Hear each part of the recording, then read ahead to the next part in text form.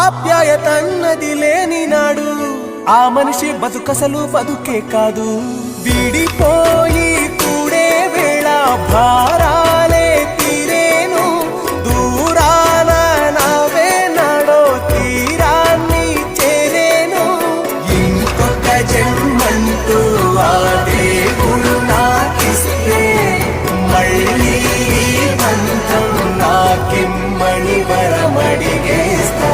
ఎవరేమి అంటున్నా ఎవరేమి చేస్తున్నా అనుబంధమే